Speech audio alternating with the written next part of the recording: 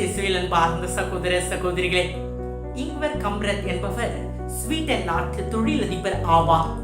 செல்வந்தர்கள் வீட்டில் மட்டுமே பயன்படுத்தப்பட்டு வந்த பல வீட்டு உபயோக மரச்சாமான்கள், அதாவது பர்னிச்சர்ஸ், நடுத்தர மற்றும் ஏழ்மையான வீடுகளிலும் கிடைப்பதற்கு வழி செய்தார். தச்சர்களை ஒருங்கிணைத்து பல வகையான மரங்களையும் மொத்தமாக வாங்கி வித்தியாசமான முறையில் வீட்டு உபயோக மரச்சாமான்களை செய்து எல்லா விதமான மக்களும் வாங்கும் விலையில் விற்க தொடங்கினார். தொடக்கத்தில் பலரும் பலவிதமான ஏளன பேச்சுகளை பேசியிருந்தாலும் எல்லா மக்களும் இதனால் பயன் பெற்றனர். அவரோ மரச்சாமான்கள் துறையில் நிபுணத்துவம் பெற்று ஐக்கியா என்ற பன்னாட்டு சில்லறை வணிக நிறுவனத்தை தொடங்கினார். என்று 62 நாடுகளில் 460 ஐக்கிய வணிக நிறுவனங்கள் உள்ளன. இத்தகைய மாபெரும் வளர்ச்சிக்கு இங்வர் கம்ரத் பயன்படுத்திய தொழில் யுக்திதான் எல்லோருக்கும் எல்லாம்.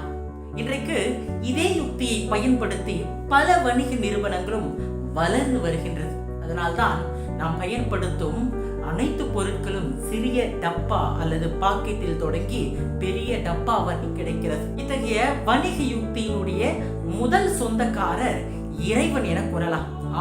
தன் அன்பை, இரக்கத்தை மற்றும் மன்னிப்பை பாரபட்சமின்றி எல்லோருக்கும் எல்லாம் என பெருந்தன்மையோடு அவர் தருகிறார்.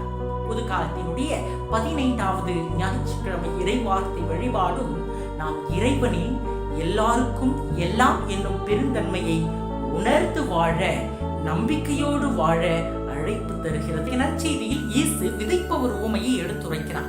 நாம் நன்கு அறிந்த இந்த உவமையில் விதைப்பவர் கடவுள் எனவும், விதை இறை வார்த்தை எனவும் மற்றும் இதில் கூறப்பட்டுள்ள 4 வகையான நிலங்கள் இறை வார்த்தையை கேட்கும் மனித உள்ளங்கள் எனவும் நாம் நன்கு அறிவோம். இயேசு எடுத்துரைக்கும் இந்த உவமையை நாம் தியானிக்கும் போது அதிகமாக இறை வார்த்தை பற்றியும் இறை வார்த்தையை கேட்கின்ற நம்முடைய மனித உள்ளங்களை பற்றி மட்டுமே எடுத்துரைக்கப்படுகிறது. விதைக்கும் இறைவனின் பெருந்தன்மையை நாம் சிந்திப்பதே இல்லை. இயேசு எடுத்துரைக்கின்ற இந்த விதைப்பவர் உவமையில் விவசாயி தாராளமாக விதைக்கிறார். விதை எந்த வகையான மண்ணில் விழும் என்பதை பற்றி கவலைப்படவில்லை. விதைகள் வீணாகும் எனவும் நினைக்கவில்லை. எல்லா வகையான மண்ணுக்கும் உயிர் உற்பத்தி செய்யும் வாய்ப்பை வழங்குகிறார். பாறையின் மேல் உள்ள மண்ணில் விதைகள் வேரூன்றுவதற்கான வாய்ப்பு மிக குறைவு. பாதைகள் விளைவதற்கு தகுதியற்ற இடம். முச்செடிகள் மத்தியில் விதைகள் முளைத்தாலும் வளர்ந்து கனிதர வாய்ப்பில்லை. ஆனால் எல்லா பகுதிகளிலும் பாரபட்சமின்றி விதைகள் விதைக்கப்படுகிறது. இது இறைவன் தாராளமானவர், தனது கருணையை, அன்பை மற்றும் மன்னிப்பை அனைவருக்கும் தருகிறார் என்பதை எடுத்துரைக்கிறது. இன்றைக்கு ஒரு குறிப்பிட்ட நாட்டினருக்கோ, மதத்தை, மொழியை, குலத்தை மற்றும் இனத்தை சார்ந்தவருக்கோ கிறிஸ்து சொந்தக்காரர் என கூற இயலாது. அவர் எல்லாருக்கும் எல்லாமும் ஆனவர், எல்லோருக்கும் எல்லாவற்றையும் தருபவர். அதனால்தான் கடவுள் உலகின் மேல் அன்பு கோர்ந்தார். யோவான் 3:16. அனைத்து மனித உள்ளங்களும் இறை அன்பை இறை வார்த்தையில் சுவைப்பதற்கு இறைவன் வாய்ப்பு அளிக்கின்றார். அவர் அன்பையும் இரக்கத்தையும் மற்றும் மன்னிப்பையும் சுவைத்து வாழ நம்பிக்கை கொண்ட நல்ல உள்ளங்கள் தேவைப்படுகிறது. என்று நமது உள்ளங்கள் எப்படி இருக்கிறது சிந்தித்து பார்ப்போம். விதைப்பவராம் இறைவன் பெருந்தன்மையோடு எல்லா விதமான உள்ளங்களிலும் இறை வார்த்தையை விதைக்கிறார். உவமையின் 4 விதமான நிலங்கள் காட்டும் உள்ளங்களில் எத்தகைய உள்ளத்திற்கு நாம் சொந்தக்காரர்? மகனிடம் நம்பிக்கை கொள்வோர் நிலை வாழ்வை பெறுவர். யோவான் 3:36. முழுமையான, ஆழமான மற்றும் பலனளிக்கும் நம்பிக்கையை நம் உள்ளங்கள் கொண்டிருக்கிறதா? இந்த 4 விதமான நிலங்களை வெவ்வேறு நிலைகளில் நம்பிக்கை கொண்டிருக்கின்ற கிறிஸ்தவர்களுக்கு ஒப்பிடலாம்.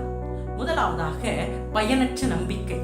வழியில் விழுந்த விதைகள் கடினமான மண்ணின் பொருட்டு உயிர் வாழ முடியாது. அப்படி இருந்தால் அது பறவைகளால் விழுங்கப்படும். இது உள்ளங்களை கடினப்படுத்தி நற்செய்தியை கேட்க மறுக்கும் கிறிஸ்தவர்களை குறிக்கிறது. இத்தகையோர் பயனற்ற மற்றும் செத்த நம்பிக்கை கொண்டு வாழ்வோர் ஆவர்.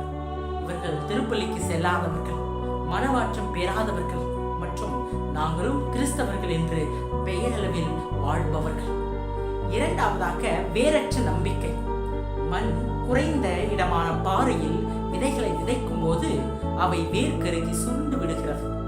உயிர் வாழ போதுமான ஆழம் மண்ணில் இல்லை. இவ்வகை விதைகள் ஆரம்பத்தில் உற்சாகமாக நம்பிக்கையோடு இருக்கும் கிறிஸ்தவர்களை குறிக்கிறது. அவர்களின் வேர்கள் ஆழமாக செல்லவில்லை. வாழ்க்கை நகர்ந்தது, துன்பம் ஏற்பட்டது, அவர்களின் நம்பிக்கை மங்கிவிட்டது. இவர்கள் மேற்பரப்பிற்கு கீழே வளர வேறற்ற நம்பிக்கை கொண்டவர்கள். தாவரங்களுக்கு நீர் மற்றும் ஊட்டச்சத்துக்கள் தங்கி உயிர் வாழ ஆழமான வேர்கள் தேவைப்படுகிறது. அதே போலதான் கிறிஸ்தவர்கள் தொடர்ந்து இறைவனில் புதுப்படைய நம்பிக்கை என்னும் ஆழமான வேர்கள் தேவைப்படுகின்றது. மூன்றாவதாக மேலோட்டமான நம்பிக்கை. பலமான மண் இருக்கும் போது நல்ல விதைகள் மட்டுமே வேரூன்றாது. முட்களும் மண்ணை பயன்படுத்திக் கொள்ள முயலும். இத்தகைய சூழலில் அவை முளைத்து வளரும் இளம் செடிகளையும் நெறித்துவிடும். இவர்கள் முட்கள் மத்தியில் இருப்பதால், அதாவது மேலோட்டமான நம்பிக்கை கொண்டிருப்பதால் உலக மாயைகளால் அழிந்து விடுகின்றனர். இயேசுவில் நம்பிக்கை கொண்டிருந்தாலும் அவர்கள் தங்கள் வாழ்க்கையை முழுமையாக அர்ப்பணிக்கவில்லை. வாழ்க்கையை தாக்க விரும்பும் எதையும் நாம் தொடர்ந்து கவனித்து தவிர்க்க வேண்டும். ஆலயத்திற்கு செல்ல நினைப்போம், குடும்ப ஜெபமாலை செபிக்க திட்டமிடுவோம். ஆனால் தொலைக்காட்சியில் நல்ல படம் மற்றும் நாடகம் போடுகிறார்கள் என அதை தள்ளி வைப்போம். நம் ஆன்மீக காரியங்களை இவை புதர்களைப் போல நெறித்து விடுகிறது. ஏனெனில் நம்முடைய நம்பிக்கை மேலோட்டமாக உள்ளது. இறுதியாக பலனளிக்கும் நம்பிக்கை. விதைகள் நல்ல வளமான மண்ணில் விதைக்கப்பட்டால் மிகுந்த விளைச்சலை தரும். இத்தகைய கிறிஸ்தவர்கள் தங்களது பலனளிக்கும் நம்பிக்கையால் இறை வார்த்தையை கேட்டு இறைவனின் பெருந்தன்மைக்கு முற்றும் சொந்தமானவர்கள். இவர்களின் நம்பிக்கை என்னும் வேர்கள் ஆழமாக சென்று வாழ்க்கையின் கஷ்டங்களை தாங்கி நிற்கும்.